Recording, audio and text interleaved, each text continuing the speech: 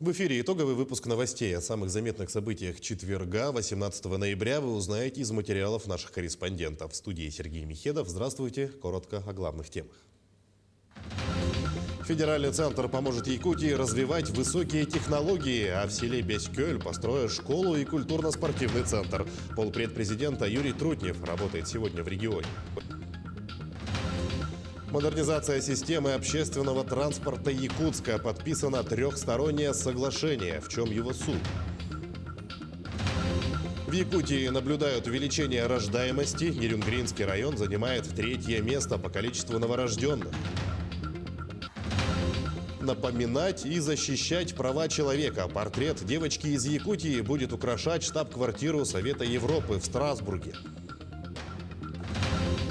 Вклад в экологическую безопасность и защиту окружающей среды. Мастерицы со всей республики сшили и подарили музею Ярославского уникальный ковер.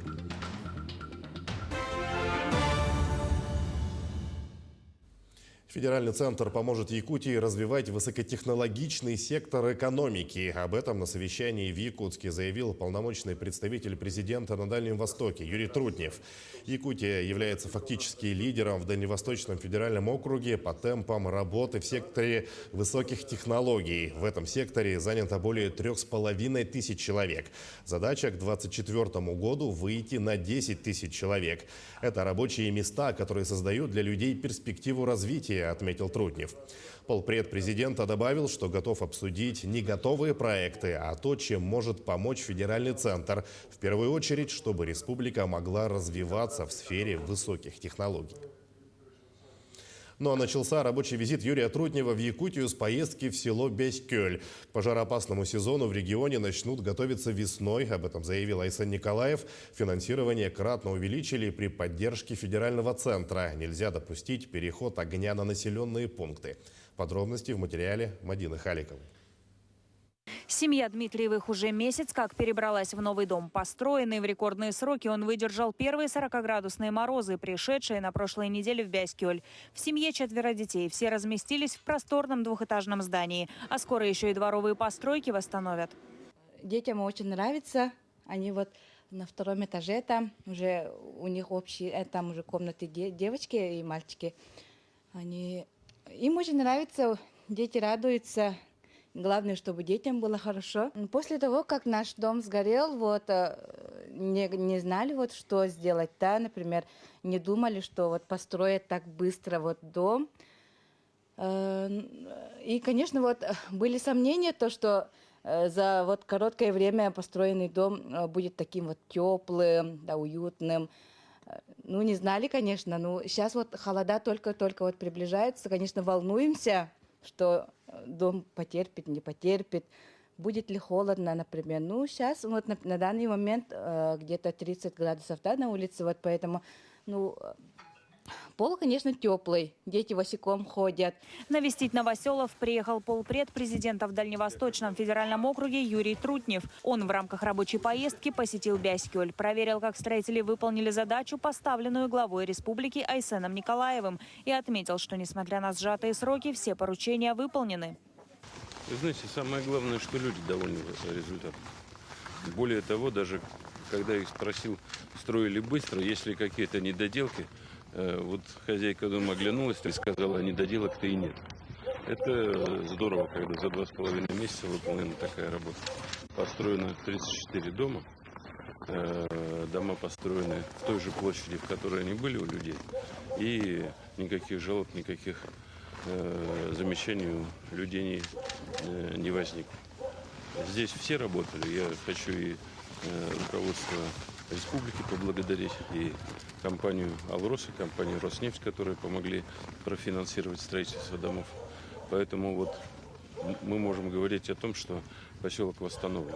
Глава республики, в свою очередь, рассказал, готовиться к пожароопасному сезону начнут уже весной, и в этом поддержит федеральный центр. Якутии нужно быть готовой к не менее жаркому лету, резюмирует Айсен Николаев. уверен, что мы сейчас должны провести большую организационную работу. Это и набор дополнительных штатных единиц авиадесантной службы, это и закупка техники, это и правильная подготовка плана тушения пожаров.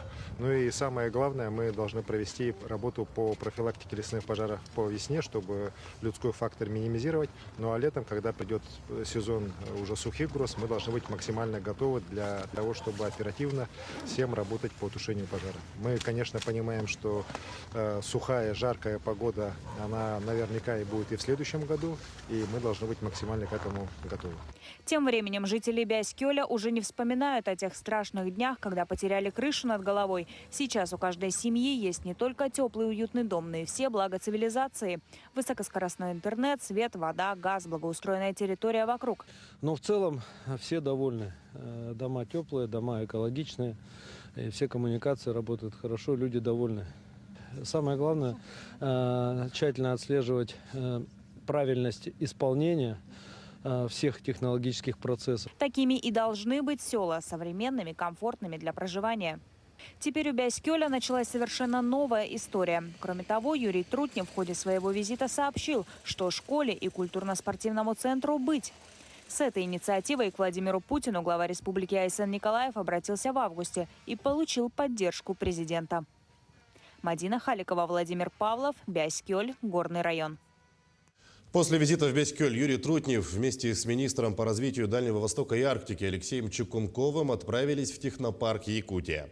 В сопровождении руководства республики гостям представили ряд биотехнологических проектов. Подробности у Дмитрия Тымырова. Программа визита федеральных чиновников насыщенная. Во второй половине дня они посетили региональный технопарк Якутия. Ознакомились со всеми представленными проектами. Один из самых, пожалуй, на сегодня многообещающих препарат, разработанный учеными Института биологических проблем и криолитозоны бетукладин. Данный БАД подходит не только для профилактики COVID-19, но и для восстановления тех, кто им уже переболел. Отметим, что в начале этого месяца разработчики получили все разрешительные документы и право на массовый выпуск препарата. О масштабах производства мы сейчас говорить не будем, потому что речь идет о том, что наш биоцех – это опытно-экспериментальный биоцех, и мы сейчас получили заявки от медицинских учреждений. В первую очередь будем удовлетворять их потребности. Кроме того, вместе с нашими коллегами из Москвы мы будем создавать в ближайшие месяцы крупное производство бета-клодина.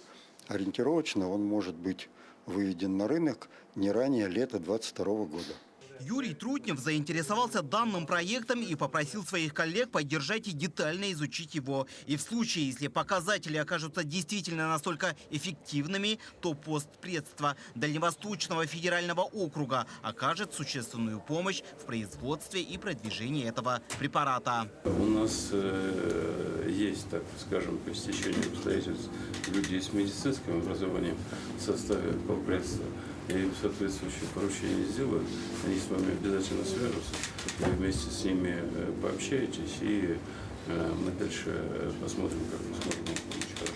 Спасибо. А вам так успехов. Спасибо большое. Спасибо большое. Еще один проект, который вызвал немалый интерес – это искусственная печень. Его авторами являются молодые ученые Северо-Восточного федерального университета. Мы разрабатываем искусственную печень.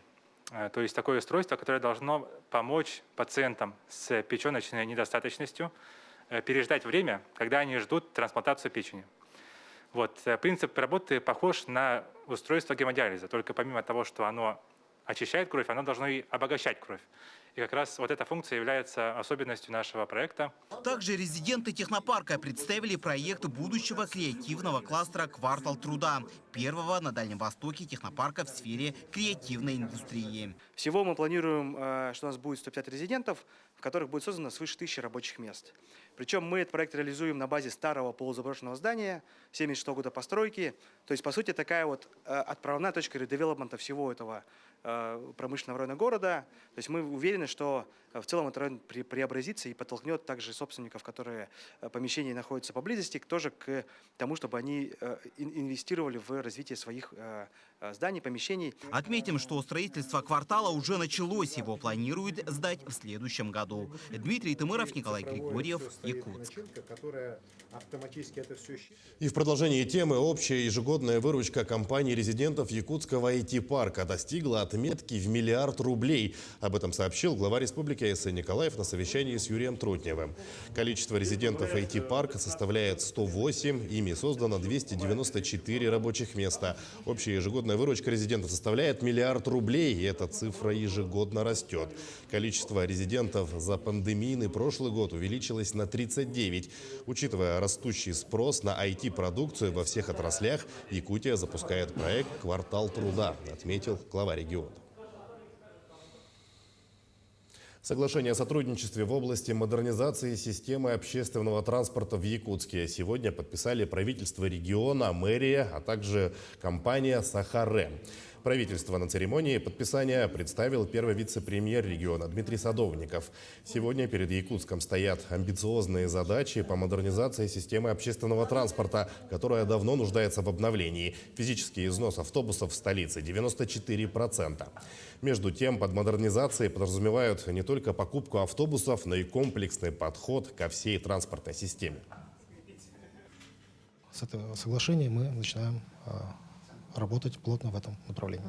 Хотелось бы отметить, что данное соглашение пока не подразумевает никаких прямых финансовых взаимодействий. Это исключительно работа с точки зрения построения правильных целей и задач, выяснение того, где у нас основные проблемы в этом вопросе и как мы их будем совместно решать с привлечением, в первую очередь, конечно же, научных подходов и практик других регионов. Мы знаем, что транспортная реформа у нас прошла или активно идет по стране. Есть как положительные, так и отрицательные примеры. И вот основная задача вот этой предварительной работы как раз-таки учесть опыт других городов и не допускать тех ошибок, которые мы могли бы допустить. Дорожники готовятся к открытию ледовых переправ в республике. На 11-м километре автодороги Умнас-Хатасы работы ведут по обоим берегам реки, как со стороны Якутска, так и Мегино-Кангаласского района. Со стороны столицы завершены подходы к ледовому автозимнику. Сейчас обустраивают съезды. Начато намораживание льда с береговой линии при помощи мотопомпы. В Мегино-Кангаласском районе также завершены работы по устройству подходов.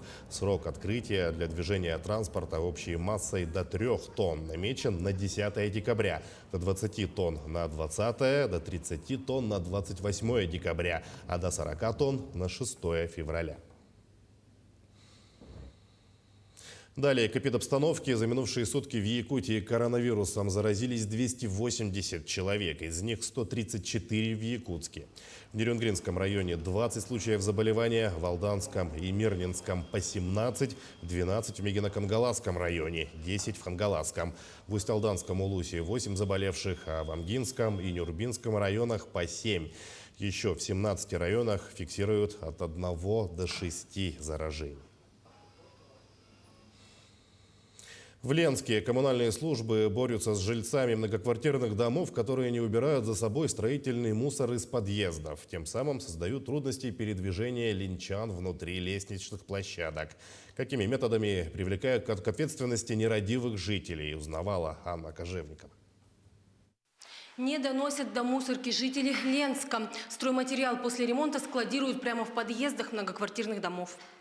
И это, мягко говоря, неэстетично выглядит, а также создает неудобства для передвижения внутри подъездов, учитывая, что лестничные клетки многоквартирных домов периода застройки советского времени и так тесные. Кучи строительного мусора растут и возле мест скопления твердобытовых отходов, хотя жильцы должны заключать договоры и самостоятельно вывозить на городскую свалку крупногабаритные строительные материалы.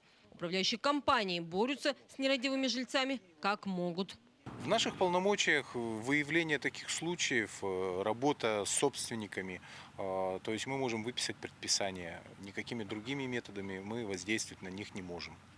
Значит, в случае, если собственник не выполняет предписание, которое мы выносим, мы вправе обратиться в органы государственного пожарного надзора. Именно эта служба может наказать рублем, либо необходимо судиться с нарушителями. Тогда, согласно кодексу об административных нарушениях, гражданин также будет привлечен к ответственности в виде штрафа. А вот предупреждения коммунальщиков в основном игнорируют. 50 на 50. Кто-то выполняет, кто-то убирает, кто-то рукой махнет, так и оставляет. Нередки случаи, когда просто выносят на мусорку, оставляют рядом с контейнерами, с мусорными. То есть сами собственниками этот крупногабаритный мусор не вывозят. Видимо, необходимо действовать радикальными методами. Самостоятельно люди не оценивают своих правонарушений и не стремятся исправить создавшуюся ситуацию. Анна Кожевникова, Виталий Андреев, Ленск. В Якутии наблюдают увеличение рождаемости. Нерюнгринский район занимает 3-е место по количеству новорожденных. Ирина Кичигина продолжит тему. За 10 месяцев текущего года в Нерюнгринском роддоме появились на свет 524 малыша. Из них 277 девочек и 247 мальчиков. В 4 семьях родились двойни. Встречаются семьи, где новорожденный стал уже 7-м или даже 8-м ребенком. В 2021 году рождаемость в Нерюнгринском районе остается на уровне прошлых 3 лет. Увеличение рождаемости на сегодняшний день – это одна из приоритетных задач нашего государства в сфере здравоохранения. И правительством Российской Федерации, и правительством Республики Саха для решения вопросов охраны материнства и детства, для увеличения рождаемости, конечно, проводятся колоссальные мероприятия. Это и улучшение качества оказания медицинской помощи нашим будущим мамочкам и деткам, это и меры социальной поддержки, которые позволяют нашим мамам и семьям планировать 2-го, 3-го или последующих детей. После того, как маму вместе с малышом выписывают из родильного дома, родителям предстоит зарегистрировать нового гражданина в ЗАГСе и получить первый документ, удостоверяющий личность. Для его получения родителям необходимо предоставить паспорта, свидетельство о браке, справку из роддома и согласие в письменном виде о том, что имя ребенка согласовано. Среди большого разнообразия имен чаще всего встречаются Александр, Иван, Марк, Артем, Дмитрий, София, Мария, Виктория, Алена и Яна. Редкими именами называют такими, как Семен, Лев, Федор, Кирилл, Валентина, Любовь, Юлия, Ольга, Нина. Необычные имена Доминика, Николь, Юнесса, Изабелла, Елена. Год еще не закончился, и до его завершения еще не раз счастливые родители придут в ЗАГС, чтобы дать имя своему новому члену семьи. Ирина Кичигина, Вадим Барашков, Нерюнгри. Идем далее. Портрет девочки из Якутии будет украшать штаб-квартиру Совета Европы в Страсбурге. Об этом сообщил в соцсетях известный фотограф Александр Химушин. При этом портрет маленькой девочки остается в коллекции Совета Европы. Надеюсь, что портрет этого ни в чем не повинного ребенка коренных народов, расположенный в ведущей правозащитной организации континента, всегда будет напоминать и защищать права человека всех коренных народов мира, написал фотограф. Путешественник и фотограф Александр Химушин родился и вырос в Якутии, в 16 лет переехал в Австралию. Самый известный его фотопроект «Мир в лицах» посвящен представителям коренных народов Севера. Дорогие мои земляки, зрители телеканала «Якутия-24», я передаю это сообщение из Страсбурга. Да, у меня тут состоялась огромная выставка в Совете Европы, на которой я представлял все народы, коренные народы Российской Федерации. В том числе, конечно же, там уже были фотографии, сделанные мной в Якутии. И мне было приятно, что одну фотографию Россия принесла в дар на этой выставке. И Совет Европы принял ее с радостью, с гордостью, и она будет размещена в главном холле Совета Европы. Отрадно, что эту фотографию я выбрал именно из фотографий, сделанных в Якутии. Это портрет эвенской девочки. Тем временем выставка 2 корейских художниц открылась в Якутске в культурном центре «Сергеляхские огни». Экспозиция представила более 30 работ, выполненных в традиционном корейском стиле. Подробнее в материале Саргалана Неустроева. Лаконичная композиция, постельные тона и национальный колорит. Сюда, в Якутию, иностранная делегация привезла картины, которые по-настоящему можно назвать корейскими. Ведь главная цель выставки – донести до якутского зрителя всю суть жизни в Корее. В основном мы привезли такие картины, которые представляют традиционную корейскую живопись, чтобы жители Якутии смогли ознакомиться с корейской культурой и искусством через наши картины, смогли почувствовать наши теплые сердца и чтобы этот наш посыл смог согревать вас в эти холодные зимние вечера. Тем временем художница Пак Мион уже успела отметить для себя особенности якутской культуры. В первую очередь, разумеется, поразили морозы, но в памяти останется и кое-что другое. К сожалению, я еще не успела ознакомиться с якутской живописью, но я почувствовала, что здесь, в Якутии, тоже очень ценят природу. В отеле, в котором я остановилась, очень много разных оберегов и других национальных элементов. Увидев их, я подумала, что мы очень похожи и одинаково ценим свою культуру.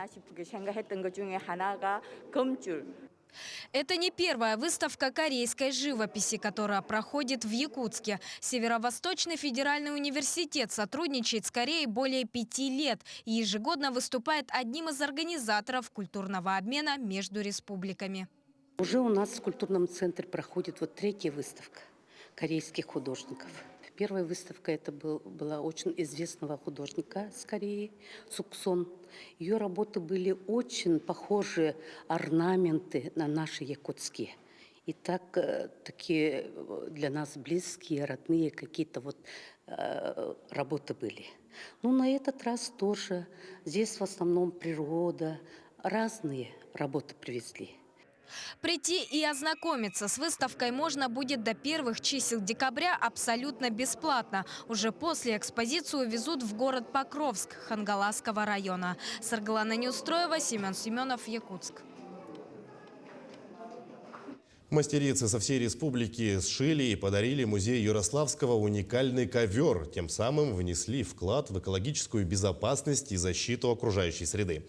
Подробнее о том, что хотели сказать мастерицы, создав уникальное полотно, расскажет Марферина Алексеева. 2,5 метра в длину и 1,5 в ширину. Ковер сшит в традиционной технике кыбыты. Мастерицы из 18 районов республики изготовили его фрагменты. Каждая изобразила достояние своего района. А объединяет лоскуты в единое полотно, общая идея – призыв к бережному отношению к природе. В 2023 году будет международный саммит по защите природы, природа и человек, и мы все люди природа. И особенно вот люди севера, да, мы понимаем, насколько она хрупка, насколько она вот ему отражается воздействие, негативное воздействие, да. Поэтому в целях просвещения населения республики, да, поэтому все женщины очень активные женщины, и они у себя дома, например, ведут большую работу по защите.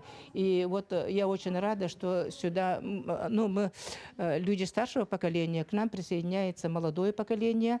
Каждая картина сшита из сукна. Материал выбран не случайно. Он экологичный и долговечный. При правильном уходе может храниться не 1 век.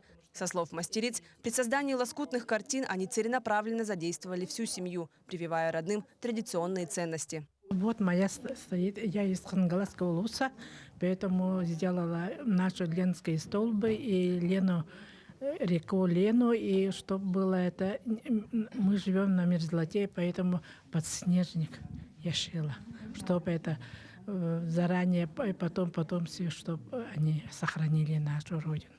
В 2005 году Якутия стала одним из регионов России, где был принят закон о непрерывном экологическом образовании и просвещении. Результаты его мы видим уже сейчас. Этот закон работает вот с утрова матери, как говорится, до нашего пожилого возраста. Молодое поколение сейчас уже готовится очень сильно к шагу будущему, к экологической олимпиаде. И через них десятки тысяч школьников сейчас уже опять же начинают думать об экологии. Я знаю, что в детсаде ребята ходят, и, значит, вся, как говорится, семья с этим ребенком будет эти проекты делать. Уникальное полотно передали на постоянное хранение в Фонд музея истории народов Севера. Рукодельницы Якутии продолжают шить тематические полотна, а учащиеся школ и воспитанники детских садов принимают активное участие в тематических экологических выставках. Марферина Алексеева, Артем Алексеев, Якутск.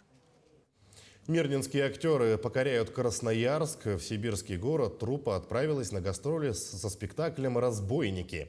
Возможность поработать на красноярского зрителя у актеров Мирнинского театра появилась благодаря победе в конкурсе региональных театральных коллективов «Полюс» на фестивале современного искусства «Территория». Красноярск. Спектакль «Разбойники» режиссера Александра Свечникова жюри фестиваля признало лучшим. Актерам предстоит не только показать постановку, но и поучаствовать в мастер-классах, а также послушать лекции. Мы очень рады такой возможности. Мы рады возможности участия в образовательной программе фестиваля в том числе. Все в целом дает нам правильную, мощную энергию для дальнейшей работы, заряд на новые проекты и постановки в Мирнинском театре. 10-й ежегодный фестиваль «Зима» начинается с Якутии и пройдет с 26 ноября по 5 декабря в гибридном формате. В этом году жителей и гостей республики ждет множество увлекательных новогодних мероприятий. Впервые состоится арт-шоу «The Snow Queen in Якутия», конкурс на лучший фото- и видеоконтент, охота на северное сияние, заплыв клуба здорового образа жизни Саха-Маржи, мультимедийный проект «Зимняя сказка» по мотивам якутских народных сказок от музея «Россия. Моя история», тематические мастер-классы, виртуальные и фотовыставки. А самым ярким событием фестиваля 1 декабря по традиции станет зажжение новогодней елки на главных площадях Якутска. По многолетней традиции именно в Якутии зажигается первая новогодняя елка в России. А в честь дня рождения Деда Мороза в Якутске радио «Ты-Тим» и издательская компания «Аяр» провели самую добрую акцию. День появления на свет главного героя Нового года в России отмечают 18 ноября.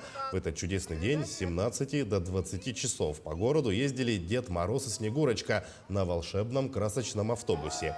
Те, кто поздравлял Деда Мороза, получил вкусные подарки. Тайный маршрут транслировали в прямом эфире радио «Ты-Тим». Со своим мужем и сыном мы пришли, услышали по радио, Саха-радио, тем, что будет ездить автобус. Вообще думали, что он будет ездить по городу, так было написано. А тут смотрим, толкучка.